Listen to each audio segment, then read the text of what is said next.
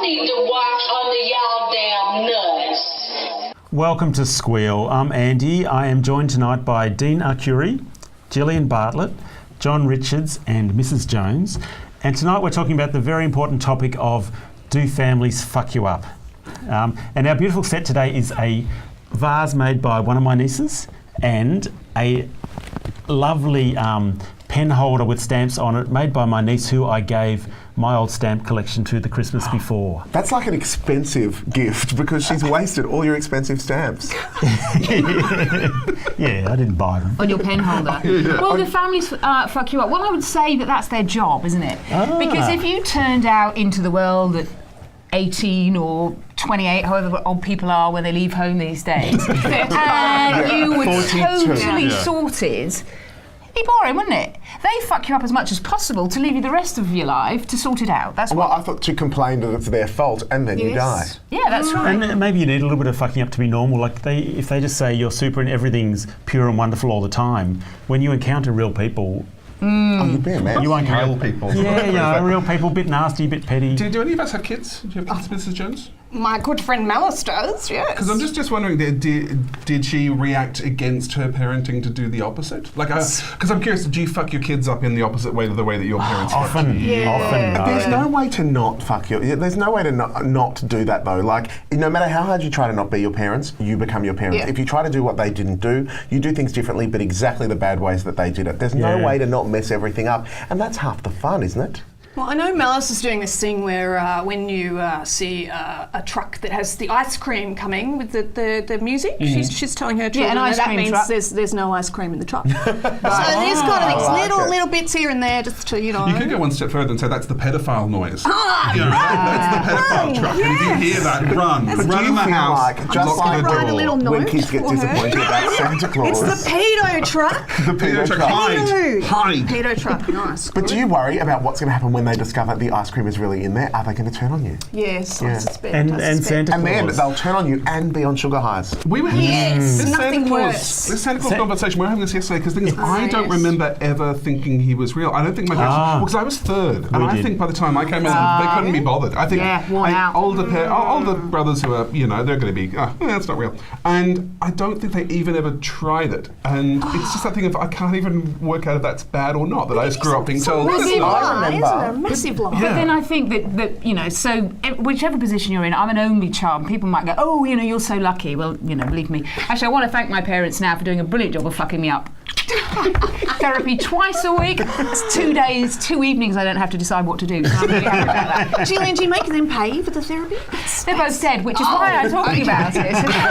I didn't have anything to do with that, but All those, so I they do want to say, if you're the top child, number one child, you get, Top dog. Well, you get top dog, but also your parents, they're not used to it yet, are they? And as they get better as they get further down. But then in your case, it just got bored. But see, then I'm the middle child, and the middle child is the one where they go, oh, we already know what you're doing, so you get no attention paid to you, and you make every mistake, and no one cares. I think I was just ignored completely, which I actually don't mind necessarily.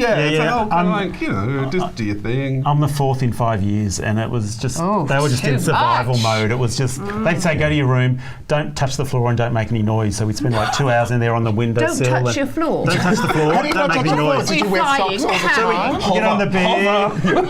The hoverboards So were you have in to your jump house. from the doorway to the bed? Is that what you do? No, you could go to your bed, but then once you're there, Or so you it was meant to be we need a rest. Was this one of fuck these off. houses where it's like, you don't walk into that house until you take your shoes off? No. It was just a child management technique, and it was like a novelty for us. Terrible. Don't touch the floor. So It sounds more American Horror Story. I'm confused. we'd get on the bed, and we'd go along the windowsill, and we'd climb up on the cupboard, and we'd do everything. So you're saying it was fun? Yeah, it was. It was an adventure to not touch your floor It and make kept your us parents angry. occupied for It was called hours. Hot Lava. That was actually a kid's game. Did you not play Hot Lava? No, we did Duck Duck Goose. The idea was that the floor was lava, and you couldn't ever step on the floor. You had to try and get from one place to the other. That's where they learned it from. I Being guess. Italian, that meant that there was about 15 cousins and kids, so we would do mini Olympics in the backyard. So there would literally be a skipping competition, hurdling, jumping over a hoop. That was our kind of games. It was all very intense and very controlling, as Italians are. Sounds like fun. And did you do like 4 in the bath, that sort of stuff as well? Oh no. Your parents, I'm worried about your parents, No, Andy. I saved multiple people in a bath or shower for when I was older. The proper way. Yeah. You know, so it's fun for everyone, not just awkward. We did have that thing at the bath because there was a water shortage at some point in my childhood. And so my father would, luckily it was just one child, my father would have a bath in ankle deep water. He would get out and leave all of his dead skin cells in there. Was this in England though? So Yeah. you used to live there? Was there really a water shortage? Or is this that weird English thing with water? 'Cause That's you what guys- they told me. You use those plastic things inside the sink to wash dishes. I always No thought that. showers. Yeah. We did, yes, we had a bowl That was for the weird. dishes. What is that? Isn't we that were- what you pee in? And then you wash it. I don't know whether I got that for the sort of chamber pot idea, but I do remember going to university. It was freezing, and I was on the top floor, and I would get out and I would pee in a cup and put it back under the bed, and I'd forget it was there. Weeks later, I'd find the whole thing on top. Nothing to do with parenting. On you go. Sorry. No, I don't know why I confessed that. We're learning It's because so of much the about shared you. bath situation that you peed in a cup. I thought I had it hard at uni. God. Being in Gillian's a cup. smaller and smaller, kind of Receptacles. No, it's hard, isn't it? Because we've got the motor, but we don't have the fine tuning. We can't steer, so it's quite Yeah, quite a feat, yeah, quite a really. feat. Actually, I'm Quite a impressed. Now you pointed that out. Yeah. No funnel or anything? No. No. Wow. Tall, You've got tall Amy thin as your hug, girlfriend. maybe. Yeah. We've got a surprise for you. We have a cup here for you. I've done it for a while, but I'm willing to give it a go. Beautiful. You know, we're talking about the Santa Claus thing. I actually discovered Santa Claus wasn't real. I believed he was real. You know, I believed what my family Hang told on, me. hang on. He's not real? Didn't you? Don't tell anyone. But I found out he wasn't real when I went downstairs and discovered that everyone was actually, my whole family were all putting the present there, and I was the only one that didn't know. So the trick was that I then, next year and the year after, just asked for more expensive things, and they had to get them for me. Didn't you get the? If you I believe in brought it the Santa, system. if you believe in Santa, he keeps bringing presents. So there was a big incentive to Yeah, much keep more presents believing. when he's around, Yeah. surely. That's politics, isn't it? That's Yeah, brilliant. that's- I actually hadn't worked that out. Trading. I think you learn good negotiating as a child of many. Dean fucked his family up. Oh, completely.